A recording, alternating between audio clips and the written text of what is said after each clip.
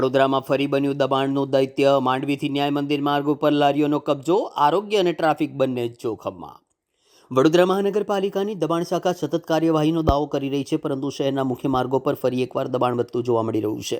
વડોદરાના માંડવીથી ન્યાય મંદિર સુધીનો માર્ગ હવે જાણે ખુલ્લા બજારમાં ફેરવાઈ ગયો હોય તેવા દ્રશ્યો આજે સામે આવ્યા છે. ખાસ કરીને ચોમાસામાં ખુલ્લામાં વેચાતા ખાદ્ય પદાર્થોને લઈને નાગરિકોના આરોગ્ય પર પણ સવાલો ઊભા થયા છે. શહેરમાં દબાણ શાખાની ટીમ સતત કામગીરી કરી રહી હોવાના દાવા વચ્ચે હકીકત કંઈ જુદી જોવા મળી. એક સમય એવો હતો જ્યારે મંગળ બજાર, શુક્રવારી બજાર અને માંડવીથી ન્યાય મંદિર સુધીના મુખ્ય માર્ગો પર દબાણ સામે કડક કાર્યવાહી થતી હતી.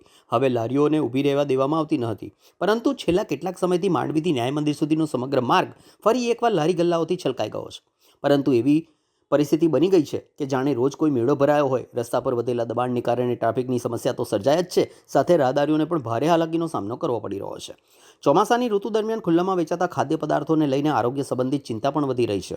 થોડા દિવસ પહેલાં પાણીપુરી ખાધા બાદ 3 મહિલાઓ ફૂડ પોઈઝનિંગનો શિકાર બની હતી. તેમ છતાં સ્થાનિકોના આક્ષેપ મુજબ આરોગ્ય વિભાગ માત્ર તહેવારો દરમિયાન જ ચેકિંગ અભિયાન ચલાવે છે અને નિયમિત દેખરેખનો અભાવ જોવા મળે છે. સ્થાનિકોનું કહેવું છે કે દબાણ શાખાની કાર્યવાહી માત્ર દેખાડા પૂરતી બની રહી છે. મુખ્ય માર્ગો પરથી ગેરકાયદેસર દબાણ દૂર કરી ટ્રાફિક વ્યવસ્થા સુચારુ બનાવવા તેમજ ખુલ્લામાં વેચાતા ખાદ્ય પદાર્થોની ગુણવત્તા અંગે આરોગ્ય વિભાગે નિયમિત તપાસ હાથ ધરે તેવી માંગ ઉઠી રહી છે.